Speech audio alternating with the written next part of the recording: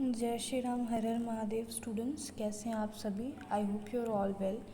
सो आज की video BA second semester students के लिए है, सोशियोलॉजी, कास्ट एंड कास्टिज्म। देखिए, कास्ट आपको फर्स्ट सेम में भी पढ़ना था सोशियो में, और सेकेंड सेम में कास्ट और कास्टिज्म साथ में पढ़ना है। Okay, so basically caste is an ascribed status. Caste is a hierarchy और यू कैन से the division based on birth. आज का जो कंटेम्प्रेरी इंडिया है उसमें कास्ट का जो मीनिंग है वो थोड़ा सा चेंज हो गया है। वहाँ पे कास्ट को एक एस्क्राइब स्टेटस तो वो है ही कि जिस कास्ट में आप पैदा होते हो वो चेंज नहीं हो सकता कभी। लाइक इफ़ आई एम ब्राह्मण, तो हम जीवन से लेके मृत्यु तक मैं ब्राह्मण ही रहूँगी। मैं अपना कास्ट चेंज नहीं कर सकती क्योंकि मैं जन्म ही इस कास्ट में ली हूँ। तो एस्क्राइब स्टेटस है जो स्टेटस आपको जन्म से मिलता है, जन्म लिए आप जिस कास्ट में हुए वो एस्क्राइब स्टेटस होता है। कास्ट एक हायरार्की है, डिवीजन है, जो कि बर्थ के बेसिस पे होता है, जो कि डिफरेंसेस क्रिएट करता है, डिस्क्रिमिनेशन क्रिएट करता है। और सबसे बड़ी बात है कि caste is closed, right. That means कि कास्ट एक क्लोज्ड है, यानी इसको आप जैसे आपका जो कास्ट है, आप सपोज दैट आप ब्राह्मण हो तो आप क्षत्रिय नहीं बन सकते, अगर आप क्षत्रिय हो तो आप ब्राह्मण नहीं बन सकते। ओके, ठीक है। दैट्स वाई कास्ट एक क्लोज्ड है। आप बोल सकते हो स्ट्रक्चर जिसे कोई भी चेंज नहीं कर सकता। आप एक कास्ट से दूसरे क्लास में स्विच नहीं कर सकते। कोई SC ST जनरल कैटेगरी का नहीं हो सकता, सीधी सीधी बात है। ओके, तो दैट्स वाई। अब काफ़ी लोगों को संस्कृताइजेशन और कास्ट में डिफरेंस था। देखिए, लाइक हम बोलते हैं ना कि कास्ट में मोबिलिटी नहीं होती। जैसे आप अपनी कास्ट से दूसरे कास्ट में नहीं जा सकते, तो मोबिलिटी नहीं है। लेकिन जब मेरे क्लास में क्वेश्चन पुट अप हुआ था तो लोगों ने संस्कृताइजेशन और इसको बहुत ज़्यादा सेम कर दिया था। तो दैट्स में मैंने सोचा कि एक संस्कृताइजेशन का भी एक ओवरव्यू हो जाए कि आपको पता हो कि क्या है ये। देखिए, बेसिकली इसमें मोबिलिटी होती है, इसमें डाउनवर्ड टू अपवर्ड मूवमेंट होता है। जो कि जैसे एग्जांपल ले लो कि आप अगर SC ST हो, आप ब्राह्मण्स की जो भी रिचुअल्स एंड कस्टम्स हैं उसको फॉलो कर रहे हो, तो आप अपनी ही कास्ट में डाउन टू अप मूवमेंट कर रहे हो, और आप वो बनने की कोशिश कर रहे हो। बने नहीं हो, लेकिन आप उसी तरीके का रिचुअल्स कस्टम्स जो भी चीज़ें हैं वो अपर कास्ट की फॉलो कर रहे हो। तो संस्कृताइजेशन वो होता है, और यहाँ नहीं हर कोई वो चीज़ फॉलो करता है। जैसे जहाँ पे एक हिंदू ब्राह्मण है, उसके घर में जो भी रिचुअल्स होते हैं वो हर एक कास्ट फॉलो करता है ना, तो आप संस्कृताइजेशन की कैटेगरी में आओगे। इसमें आप मोबिलिटी कर रहे हो क्योंकि आप जो है रिचुअल्स को फॉलो करके अपर कास्ट ब्राह्मण्स के रिचुअल्स को फॉलो करके आप बन जा रहे हो। अपर कास्ट जो भी हैं उनके रिचुअल्स को फॉलो करके आप वो चीज़ बनने की ट्राई कर रहे हो, तो संस्कृताइजेशन है। पर फिर भी आप बन नहीं पाओगे, क्यों? क्योंकि कास्ट एक एस्क्राइब्ड स्टेटस है विच इज़ क्लोज्ड, यानी you cannot change it. तो M N श्रीनिवास का ये कहना है कि there will be horizontal mobility. Idea इनका कास्ट पे क्या था श्रीनिवास का, उन्होंने कहा हॉरिजॉन्टल मोबिलिटी। जैसे एग्जांपल ले लो कि आप जो है कास्ट X हो या Y हो, आप अपनी ही कास्ट में बेटर एजुकेशन लिए, आपने अपनी लिविंग स्टैंडर्ड इंक्रीज किया, बहुत अच्छी जॉब करते हो, बिजनेसमैन हो, अपनी ही कास्ट में आप मूव किए, मोबिलिटी हुई। लेकिन कैसी मोबिलिटी हुई? अपवर्ड नहीं, हॉरिजॉन्टल मोबिलिटी हुई, यानी अपवर्ड मोबिलिटी नहीं होगी। Make sure that. ओके, आपका स्टेटस चेंज हुआ है, आपका कास्ट चेंज नहीं हुआ है। लाइक सपोज दैट मैं एक ब्राह्मण हूँ, नहीं ये एग्जांपल नहीं, कुछ और लेते हैं। जैसे सपोज दैट कि मैं जो है यादव हूँ, राइट, एग्जांपल ले दूँ, ठीक है। SC ST की कैटेगरी में आते हैं। मैं यादव हूँ, मैं ब्राह्मण नहीं बन सकती क्योंकि मैं SC ST हूँ, मैं जनरल कैटेगरी में नहीं आ सकती। But what I can do is, मैं अच्छी एजुकेशन लेती हूँ, अच्छी जॉब करती हूँ, अपना वे ऑफ स्टैंडर्ड बढ़ाती हूँ, मेरा क्लास ऊपर हो जाता है, तो मैं हॉरिजॉन्टली मूव की, लेकिन मैं अपवर्ड मूवमेंट नहीं की, और ना ही मैं किसी की कास्ट में इंटर की। तो यही होता है कि आप caste is a closed class, caste is a closed class. Majumdar का ये कहना है, इधर आप देखिए मैंने लिखा भी है, सी कास्ट एक क्लोज कास्ट क्लास है। दैट मीन्स कि आप अपने कास्ट से दूसरे क्लास में नहीं आ सकते, सीधी सीधी बात है। बट येस, आप अपने में ही स्टेटस अपना इंक्रीज कर सकते हो। अगर मैं यादव हूँ तो मैं यादव में जितने भी लोग हैं उनमें सबसे ज़्यादा ऊंचे पोस्ट पे हो सकती हूँ क्योंकि मैं बिजनेस मैन हूँ, मैं कुछ और हूँ, दैट्स वाई। ठीक है। सो इंडियन सोसाइटी की जब स्टडी की गई तो कौन कौन दो लोगों का नाम शामिल होता है, तो उसमें से सबसे पहले हैं एम.एन. श्रीनिवास, इन्होंने फील्ड स्टडी की, और लुइस डुमोंट ने फील्ड स्टडी की। दोनों ने ही फील्ड स्टडी की और कास्ट पे ही स्टडी की। तो एम.एन. श्रीनिवास ने जो स्टडी किया वो तो आपको मैंने हर जगह बताती हूँ कि हॉरिजॉन्टल मोबिलिटी बताया है इन्होंने, ठीक है। लुइस डुमोंट का देखिए, इससे पहले वाली वीडियो में भी इन्हीं का डिस्कस हुआ था, एम.एन. श्रीनिवास का।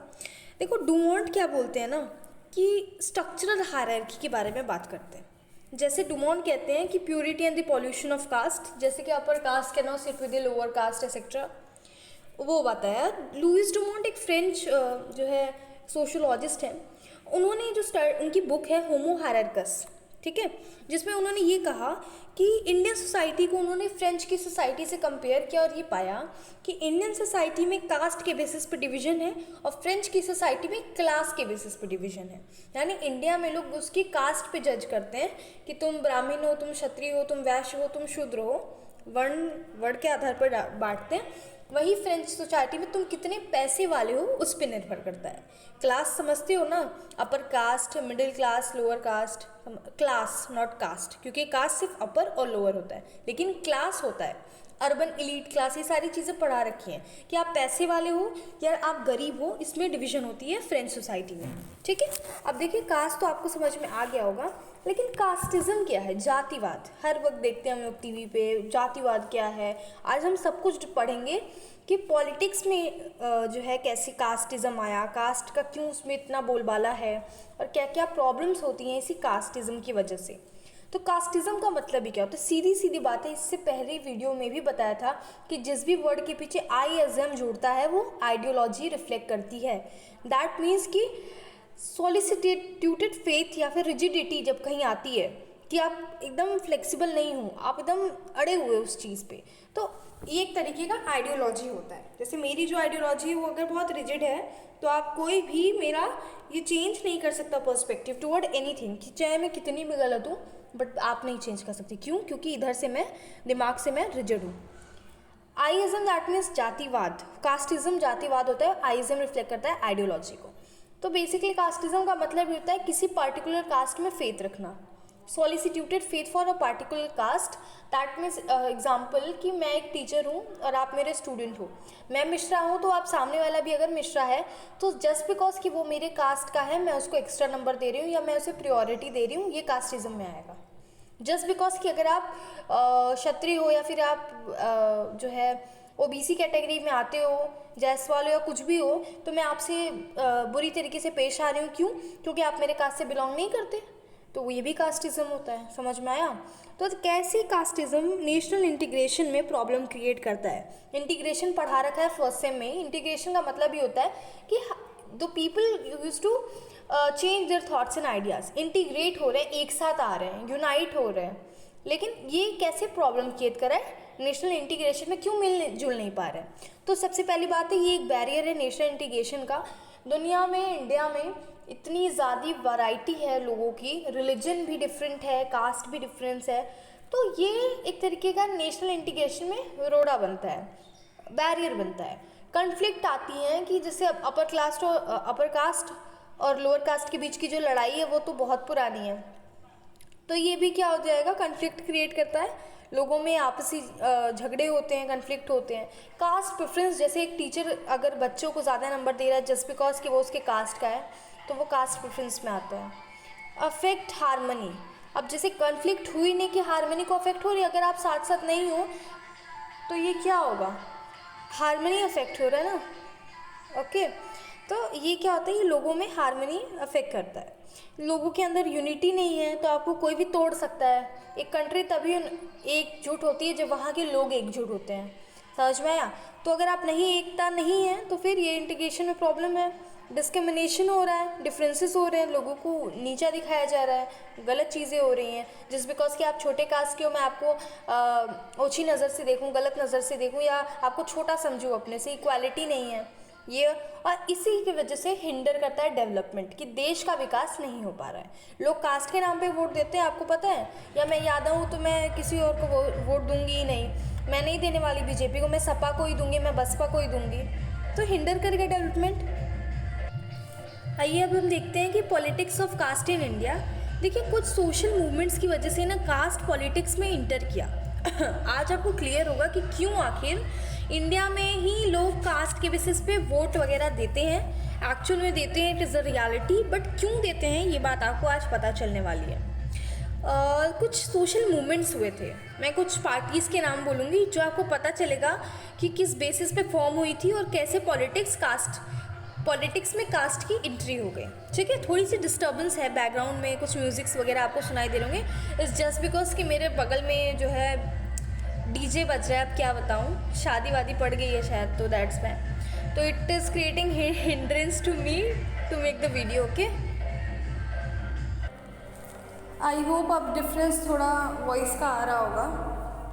चलिए ठीक है, अब हम स्टडी करते हैं। देखो, कुछ सोशल मूवमेंट्स से जिसकी वजह से पॉलिटिक्स में कास्ट की एंट्री हुई। लाइक देखिए, बॉम्बे में भूमिपुत्र आंदोलन हुआ, जिसके बाद शिवसेना जैसी पार्टी इमर्ज होती है। शिवसेना का नाम आप लोगों ने सुना होगा, इट इज़ वेरी पॉपुलर। ठीक है, इन महाराष्ट्र वहाँ की पार्टी है। इसमें कौन आते हैं पता है? शिवसेना में अपर कास्ट के मराठी आते हैं। तो शिवसेना इमर्ज हुई थी और उसके पार्टी में क्या कौन कौन से लोग पाए जाते थे? अपर कास्ट मराठी, सिर्फ अपर कास्ट, याद रखना। ठीक, तो यहाँ पे आ गया। अब देखिए, सेकंड है काशीराम। काशीराम का नाम सुना होगा। ओके, नेशनल साइकिल कैंपेन हुआ। उसके बाद क्या हो गया? बहुजन समाज, बहुजन पार्टी का इसमें आया। इसमें कौन लोग थे? दलित लोग थे। ठीक है, तो यहाँ पे दलित लोग थे तो उन्होंने एक पार्टी फॉर्म की, तो उसमें बीएसपी हुआ, बहुजन पार्टी। ठीक है, अब देखिए थर्ड, साउथ में ईवी पेरियार नाम सुना होगा, क्योंकि इन्होंने ऐसा चीज़ की थी जो मेरे अकॉर्डिंग बहुत ही ज़्यादा घटिया काम है। इन्होंने गीता जलाई थी ये प्रूव करने के लिए। ये बेसिकली, अब मैं बोलूँगी तो फिर लगेगा कि यार मैम क्या ही बोल रही हैं, स्टडी करवा रही हैं या फिर क्या बोल रही हैं। The reality is eradicate Sanatan Dharma is the main agenda of many political parties. I am not gonna tell the names, but आपको पता होगा। इस तरीके का अगर आप काम कर रहे हो तो आप शो क्या कर रहे हो? आप किसको इकट्ठा करना चाह रहे हो? Those who are not from the Sanatan Dharma, right? Those who are not Sanatani, आप उसी को कलेक्ट कर रहे हो ना। तो अब देखिए यहाँ पे क्या था, ईवी पेरियार ने डीएमके नाम से एक पार्टी बनाई। डीएमके यानी कि द्रविड़ मुनेत्र कार्डिगमा। ठीक है, कार्डिगमा। इन्होंने क्या किया? इन्होंने भगवत गीता को ही जला दिया। अब देखिए, अब आप इतने सारे पार्टीज़ का नाम देखिए तो आपको पता क्या चला कि एक अपर कास्ट मराठी आ गए, दूसरे दलित ने, और तीसरा जो है दोस्त हु आर नॉट फ्रॉम सनातन धर्म। अगर आप बताएं केरल में, अब बस आप बताइए मुझे, केरल में इतनी ज़्यादा लिटरेसी आप सबको पता है, लेकिन अगर भगवत गीता को जलाया जा रहा है तो वो प्रूफ क्या कर रहा है? किस तरह का इंडिकेशन दे रहा है वो? That means they are not, अगर आप फॉलो नहीं कर रहे हैं दैट्स ओके, आपकी अपनी मर्जी, आप कोई भी रिलीजन फॉलो करो, कोई भी कुछ भी फॉलो करो, लेकिन किसी के आप जो है रिलीजियस फेथ को डिस्टर्ब नहीं कर सकते। क्योंकि मैं आप पे क्लेम कर सकती हूँ, इट इज़ वेरी, आप बोलोगे ना, ये वाला टॉपिक हमेशा का है कि अगर आप मेरे रिलीजियस भावना को वो नुकसान पहुंचाते हैं या मुझे हर्ट करते हैं, रिलीजियस बिलीफ को मेरे हर्ट करते हैं, तो कॉन्स्टिट्यूशन में है मेरा राइट कि मैं अगेंस्ट आपके एक्शन ले सकती हूँ। तो ईवी पेरियार ने जो पार्टी बनाई थी उसका नाम था डीएमके, जिसमें उन्होंने भगवत गीता को जला के ये चीज़ शुरू की थी। अब देखिए, factors impact caste in politics. तो कौन कौन से फैक्टर्स होते हैं जो पॉलिटिक्स में कास्ट का इम्पैक्ट डालते हैं? अब देखिए, सीधी सीधी बात है। अब आपको कुछ श्रीनिवास की थ्योरी बताऊंगी कि कौन कौन से उनके थ्योरीज हैं, उसके बाद आपको जो मेन पॉइंट्स है वो डिस्कस करूँगी। भगवान इतना डिस्टर्ब कर रहे हैं ये, ओफो।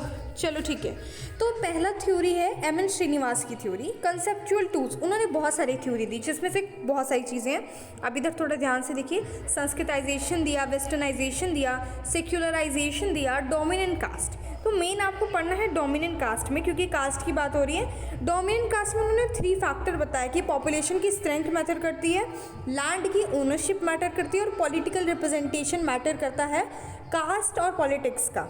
अब आप देखिए, मैं आपको एक्सप्लेन करती हूँ थोड़ा आराम से।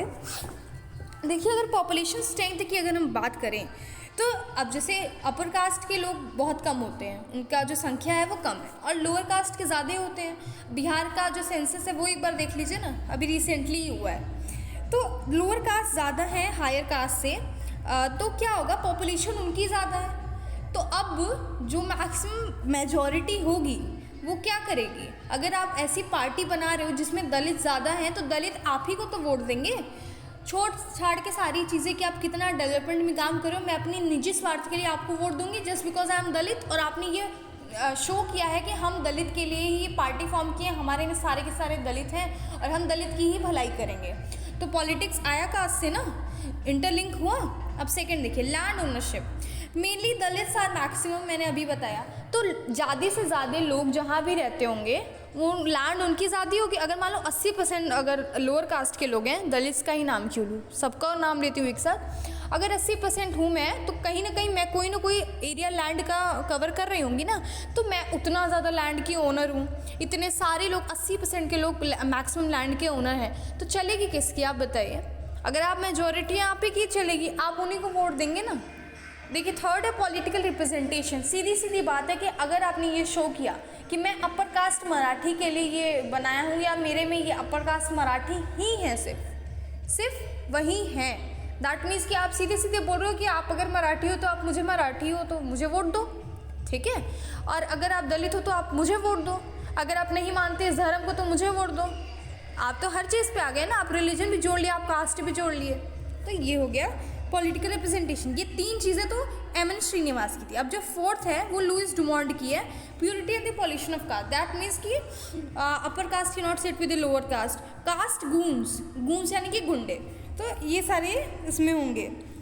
तो ये सारे 5 पॉइंट्स हैं जो कि फैक्टर्स हैं, इम्पैक्ट करते हैं कास्ट इन पॉलिटिक्स को। कि अगर आपका कोई रिप्रेजेंटेटिव ये कह रहा है कि आई एम दलित और मैं पार्टी फॉर्म किया हूँ जस्ट बिकॉज ऑफ योर्स, तो आप सीधे सीधे भागते हो उन्हें वोट दोगे, एल्दो वो कितना डेवलपमेंट कर रहा है भगवान जाने। यही होता है reality. Now let's talk about how it creates problem in national integration. Casteism कैसे, पॉलिटिक्स और कास्ट का कैसे, तो फिर सीधी सी बात है, डिस्क्रिमिनेशन होगा, कन्फ्लिक्ट होगा, अफेक्ट करेगी हारमनी, यूनिटी नहीं रहेगी, कम्युनल राइट्स होंगे, लीड्स टू कॉम्पिटिशन, ठीक है। और नो ओवरऑल डेवलपमेंट के बारे में कोई नहीं सोचेगा। और ओवरऑल का वर्ड का मतलब समझते हो ना आप, कि मैं अगर जनरल कास्ट की हूँ तो मेरा भी डेवलपमेंट होना चाहिए, और अगर कोई दलित है उसका भी डेवलपमेंट होना चाहिए, क्योंकि वी आर इक्वल। लेकिन सिर्फ अगर कोई ये पार्टी कह के बनाता है कि we are only for upper caste Marathi, we are only for upper caste और we are only for Dalit, तो इसका मतलब क्या कह रहा है, वो सीधे सीधे कह रहा है कि हम सिर्फ उसी का डेवलपमेंट करेंगे। तो ओवरऑल डेवलपमेंट तो भाड़ में गई ना, वो तो नहीं हो सकती, ठीक है। यूनिटी नहीं है, नेपोटिज्म सबसे ज़्यादा।